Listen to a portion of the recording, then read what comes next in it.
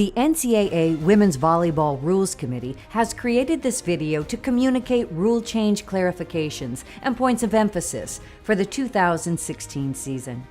Included in this video is some of the same visual training and language that is used to train officials who attend the preseason NCAA PAVO national clinics. The committee hopes that if coaches, players, and officials all hear a consistent message, the implementation of these changes will be as smooth as possible. These are the members of the NCAA Women's Volleyball Rules Committee who approved the change rules for the fall of 2016. The committee meets in person each January and has monthly conference calls during the volleyball season. The committee reviews all rule change proposals that have been submitted during the year by coaches and administrators, as well as the results of the rules survey that all coaches have the opportunity to complete. Once the Volleyball Rules Committee votes to approve the rule changes, they are then sent to the Playing Rules Oversight Panel, or PROP, for final approval. PROP is charged with considering financial impact, safety issues, or concerns about the integrity of the game. Once PROP approves the changes, they are put into effect. 3 new members of the NCAA Women's Volleyball Rules Committee will start a 4-year term on September 1st, 2016. Stephanie Castera, Chris Feliciano, and Sarah Gustin. Let's review the representatives that make up the committee. As you can see, there are 8 voting members on the Rules Committee. 4 are from Division I, there are 2 each from Division II and Division III. Terms for committee members begin on September 1st each year, and there is a staggered rotation of terms, so there will be new members joining the committee each September. The contact information for the committee members can be found on the NCAA website. Please feel free to contact any of the committee members with your thoughts or concerns about the rules. You may also contact the Secretary Rules Editor, Ann Pufall, who works with the committee to develop the actual rules language and interpretation for women's collegiate volleyball rules. NCAA rule changes for 2016. Players' jerseys must be marked with an Arabic numeral. The additional descriptor Arabic provides a better definition of a jersey numeral. The intent is to avoid numeral styles that are difficult to discern. It also brings the volleyball uniform number language in alignment with other NCAA sports. The jerseys shown here have not yet entered the collegiate arena, but they have been worn in junior volleyball. This rule is in effect for the 2016 season. If the referees encounter a team with non-Arabic numerals, the match will be played, and the referees will notify the NCAA Secretary Rules Editor. The Arabic numeral system is the most common system for the symbolic representation of numbers in the world.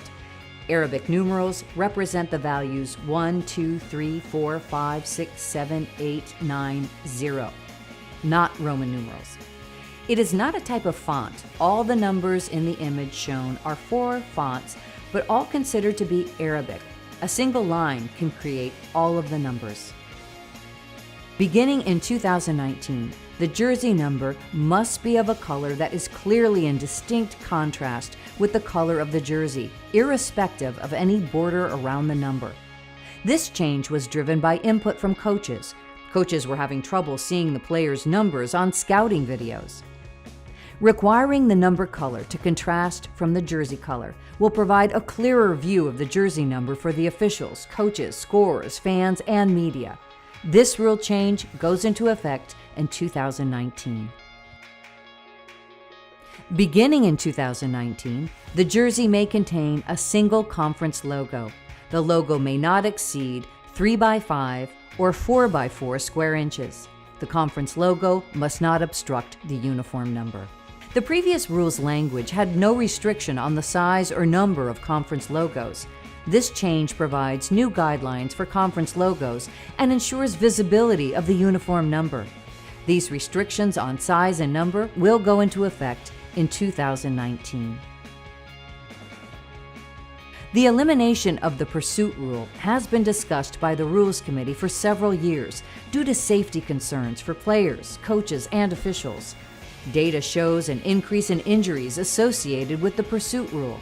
The Rules Committee reviewed numerous videos that showed collisions and near collisions between opposing players, as well as contact resulting in serious injuries to referees. The risk of injuries, including some that could be catastrophic in nature, was reason enough for the committee to eliminate this rule. Line judges will signal the ball out, and the referees will immediately whistle to stop play as soon as the ball completely crosses the plane of the net, over or outside the antenna.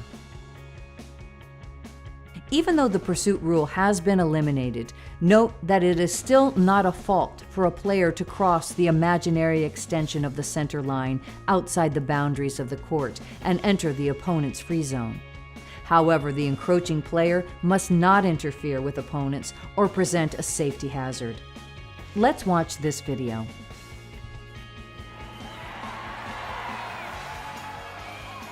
The libero in blue clearly crosses the center line and entered the opponent's playing area. Since she did not interfere with the opponent or create a safety hazard, this is a legal play. The same rule would apply if the player had crossed into the opponent's free zone outside the pole. Let's watch another video. The attacker in the white jersey encroached into the opponent's playing area and made contact with the blocker outside the sideline. Although the blocker was not impeded in making a play on the ball, the attacker did create a safety hazard. This play should be stopped and a centerline fault called. The NCAA Women's Volleyball Rules Committee has approved the use of video replay called the Challenge Review System, or CRS. This process allows coaches to challenge certain officials' decisions, resulting in a video review of the play. Last season, there were 2 conferences that experimented with this rule. A survey of the coaches who experimented with the CRS showed unanimous support for adding the CRS as a permanent rule. The Rules Committee feels it is important to use current technology to help officials make the most accurate decisions possible. Any institution or conference may use the challenge review system, but there is no requirement to do so. The rules do not define the equipment required, camera type, numbers of camera, or location. The Women's Volleyball Rules Committee has established the following CRS guidelines: 3 challenges per team per match. Once a challenge is lodged, the number of permitted challenges for that team is reduced by 1, regardless of the outcome of that challenge. Challenges do not reduce a team's timeouts. Only the team that lost the rally may challenge. Only 1 challenge per team will be allowed. Once a particular play has been challenged and the official's decision is reversed, the opposing coach cannot challenge that same decision, requiring a re-review of the same video. However, the opposing coach can challenge a different aspect or ruling from the same rally. For example, a particular net contact is challenged by Team A, and the decision is reversed after review. The Team B coach can then challenge A, a different net contact, or B, any other challengeable ruling on the same rally. Only 1 challenge per team will be permitted each time the ball is out of play. The coaches have a limited amount of time to challenge after a rally ends. Once the first referee's arm is extended to beckon for the next service, no challenges will be allowed. At the end of a set or match, the official should allow approximately the same amount of time that is allowed between rallies. Once the referee signals the end of a set or match, no challenges will be allowed. What can be challenged? Net faults by a player, including contact with the antenna, whether the ball pushed the net into the player or whether the player was in the act of playing the ball when the net contact occurred. Ball contacting a player. This can be a decision about a player touching or not touching a ball at the net or anywhere on the court, or 4 hits. Ball ruled in or out, including pancakes. A ball touching or not touching an antenna, ceiling, or any object. Service foot faults. An additional duty has been added to the assistant scorer. The assistant scorer will record and monitor the challenges used by each team during the match, including the set and score when the challenge occurs. Challenges should be recorded by the scorer in the comment section of the score sheet. The assistant scorer should record the challenge information on the new Libero tracking sheet. The new Libero tracking sheet can be found on the link listed here. Misuse of the challenge review system could result in a delay sanction. Here are the editorial changes and clarifications for 2016. The reference to the Illuminating Engineering Society has been eliminated. Should a question arise about insufficient lighting, the officials should use their best judgment to determine if a court and playing venue has enough light to be a safe and fair playing environment. For lighting specifications, contact the NCAA Women's Volleyball Secretary Rules Editor. The change here is listed in bold.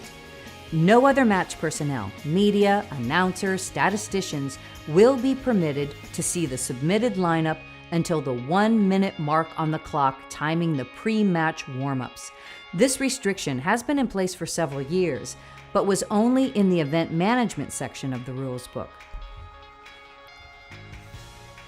It is very important that teams' lineups are protected. A few years ago, the coaches agreed to turning in their lineup earlier to help ease the stress on the scorers, as long as the lineup is kept private. If the officiating crew includes an alternate official, the alternate official should act as a backup scorer and use an official score sheet. There is no longer an alternate official's score sheet. Explanation of scoring example. This section has been deleted from the rules book. Resources regarding scorer training can be found in the rule book on page 91 on the NCAA Playing Rules website. Thanks for watching. Have a great season.